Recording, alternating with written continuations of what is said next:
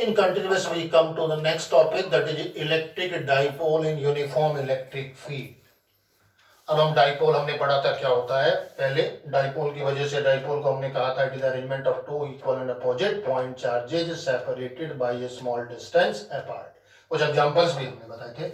अगर इस डाइपोल को हम यूनिफॉर्म इलेक्ट्रिक फील्ड में रख दिया जाए तो इस डाइपोल पे क्या होता है, कौन कौन सी चीजें इस पर अप्लाई होंगी, ये हमें सीखना है। थोड़ा सा इंपॉर्टेंट भी, थोड़ा डिफिकल्ट भी है। Will try to understand it.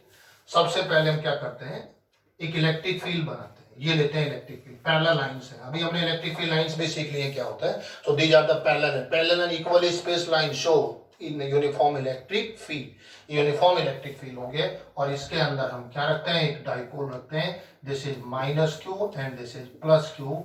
This point is A and this point is B and suppose the distance between them is 2a और ये पॉइंट ओ हो गया सेंटर का। And suppose it makes angle theta, यहां से theta angle बनाता है। तो व्हाट इज एबी, एबी को डाइपोल है, इलेक्ट्रिक डाइपोल।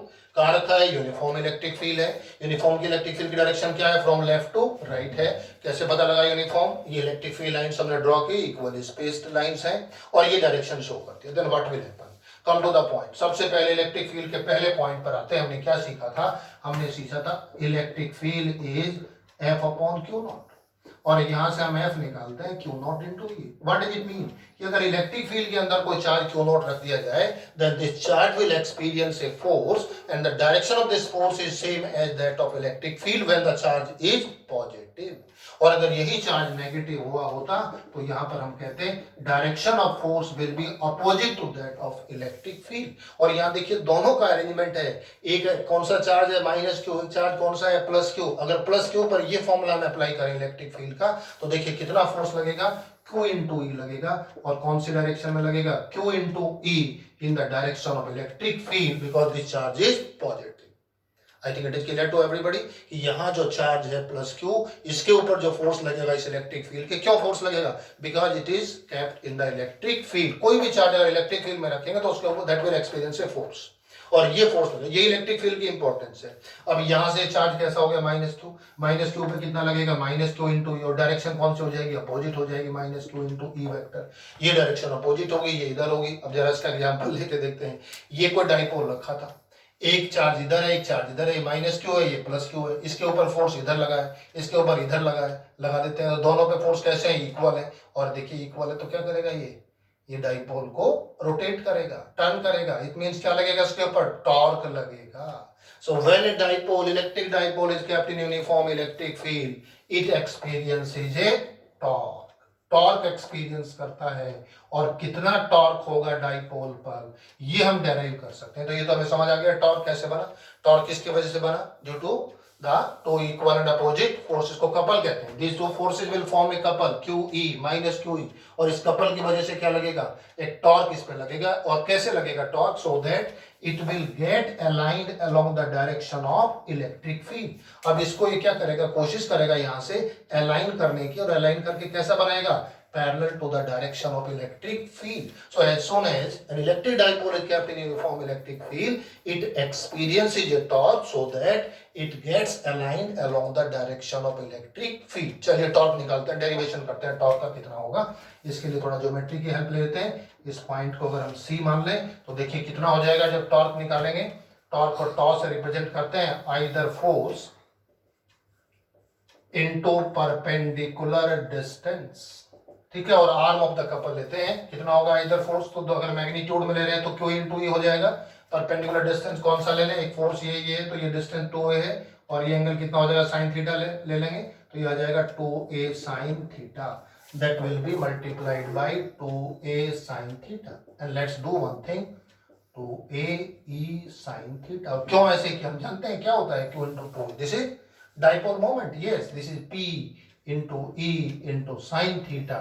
और टॉर्क इज इक्वल टू, ये फॉर्मूला बन गया इक्वेशन नंबर 1। और अगर हम वेक्टर फॉर्म में लिखेंगे इसको, वेक्टर फॉर्म, वेक्टर लिखना जरूरी है। टॉर्क में एक वेक्टर क्वांटिटी है that is p cross e, cross product हो गया। और जिसमें हम टॉर्क की डायरेक्शन निकाल सकते हैं by right hand screw rule. Right hand screw rule जो क्रॉस प्रोडक्ट का रूल होता है उससे हम निकाल लेते हैं डायरेक्शन। तो ये टॉर्क लगेगा, ये इसका मैग्नीट्यूड होगा p sin थीटा। तो देखिए दो चीजों पे डिपेंड करेगा, डाइपोल मोमेंट पे करेगा electric field and it will depend on the theta. What is theta? When it is kept in the किसमें? Electric field making angle theta with it. इसके साथ एंगल बनाते हैं. तो देखिए जैसे हम इसको यहाँ रखेंगे डाइपोल अलाइन हो जाएगा टॉर्क की वजह से, ऐसे स्टेबल हो जाएगा, ये डाइपोल हो जाएगा. If you want to rotate it, अगर हम इसे रोटेट करना चाहें तो क्या करना पड़ेगा? Some work is to be done. अब वर्क का डेरिवेशन करते हैं. Work on dipole, work on dipole in electric field. Electric field में वर्क कितना करना पड़ेगा? तो पहले क्या करते हैं, इसको ये एंगल थीटा है, इसको डी थीटा के लिए निकालते हैं. सपोज यहां से हमने कितना किया, ये बनाएगा. अगर डी थीटा एंगल ले लें तो डी थीटा के लिए क्या फॉर्मूला है रोटेशनल मोशन में वर्क का? तो वर्क हो जाएगा, कौन सा वर्क है ये? Work done on this dipole. कितना रोटेट कराना चाहते हैं? थीटा. नेचुरल टेंडेंसी है, ऊपर से कोई ऑब्जेक्ट है, इसको छोड़ दीजिए नीचे गिरेगा. क्यों गिरेगा नीचे? ग्रेविटेशनल फोर्स की वजह से नीचे गिरेगा वर्क. और अगर नीचे से ऊपर लेके जाना है then we have to do work on it. अगर हम यहाँ डाइपोल का एग्जांपल है, डाइपोल को हम ऐसे रिलीज करते हैं तो डाइपोल क्या करता है? टॉर्क लगता है और इधर रोटेट कर जाता है. और अगर आप डाइपोल को ऐसे रोटेट कराना चाहते हैं then we have to do some work to rotate the dipole. तो पहले क्या निकालते हैं? डी डब्ल्यू निकालते हैं, small work done tau d theta से. कौन सा डी डब्ल्यू है? अगर हमने कितने एंगल पर रोटेट करा है? D theta. तो देखिए टॉ कितना हो गया? That is p sine theta d theta. और टोटल वर्क डन कितना हो जाएगा? अगर हम टोटल वर्क डन लें, वर्क डन कहां से कहां तक? From theta 1 to theta 2. Rotate कराएं इसको. कितना रोटेट कराएं? Theta 1 to theta 2. ये रोटेशन है रोटेशन में. और कितना आएगा? W is equal to integral PE sine theta d theta from theta 1 to theta 2. अब देखिए इसको यहां डेराइव कर लेते हैं कितना आएगा. और W इज इक्वल टू कितना हो जाएगा? That will be W is equal to p sine theta का हम जानते हैं minus cos theta, theta 1 to theta 2. और इसको सॉल्व कर लेंगे then it will come cos theta 1 minus cos theta 2 W. This is the formula of work done. Equation number which बन गई 4. अब कोई भी वर्क किसी भी थीटा 1 से थीटा 2 तक रोटेट करा सकते हैं. 0 से 180 तक कराते हैं. चलिए स्पेशल केसेस लेते हैं. Special cases, special cases initially कहां से? From 0 degree to 180 degree. अगर 0 डिग्री से 180, 0 डिग्री कौन सा हुआ? ये हुआ. 90 कौन सा हुआ? ये हुआ. 180 कौन सा हुआ? ये हुआ. तो 0 से कहां तक रोटेट कराएंगे? 90 तक रोटेट कराएंगे. तो देखिए ऐसे केस में कितना बन जाएगा? W P E cos 0 minus cos 180. और हम जानते हैं पीई कॉस 0 की वैल्यू कितनी होगी? 1. कॉस 180 कितना हो गया? -1. That is twice p into e. It means if you want to rotate it from 0 to 180 degree, then how much work will be done? Twice of pe. अब यही देखिए हम पोटेंशियल एनर्जी भी कर सकते हैं. इसके अंदर पोटेंशियल एनर्जी आ गई. पोटेंशियल एनर्जी कैसे आ गई? देखो ये जैसे जो आपका ये एग्जांपल हमने लिया, ग्राउंड से हमें साइड तक ले गए, क्या स्टोर हो? Gravitational potential energy. उसी की वजह से इसको रिलीज करो, किधर गिरेगा? नीचे गिरेगा. तो इसी कॉन्सेप्ट को दूसरे तरीके से समझाते हैं, टॉर्क की टर्म्स में नहीं ले रहे हैं. जैसे इस एग्जांपल को, इस कॉन्सेप्ट को दो तरीके से समझा सकते हैं. अगर हम इस मार्कर को रिलीज करते हैं, it falls down, why it falls down? पहला एग्जांपल, पहला आंसर क्या होगा? Just because of the gravitational force. Second, because it has potential energy. ऐसे ही यहाँ हमने रिलीज किया, ये रोटेट करके ऐसे आ जाएगा. क्यों आएगा? Just because of torque. और जब ये रोटेट करता है, और इसका मतलब क्या है इसके अंदर? Potential energy. तो कौन सी पोटेंशियल एनर्जी है? By virtue of position of the dipole. तो पोटेंशियल एनर्जी क्या होगी इसकी? अगर हम इसी डेरिवेशन को आगे बढ़ाएं, आगे डेराइव करें, पोटेंशियल एनर्जी का आगे पहले टॉर्क का डेरिवेशन हो गया है, वर्क का डेरिवेशन हो गया है. अब हम किसका ले रहे हैं? Potential energy of the dipole. Potential energy of the dipole कहां पर? इन यूनिफॉर्म इलेक्ट्रिक फील्ड.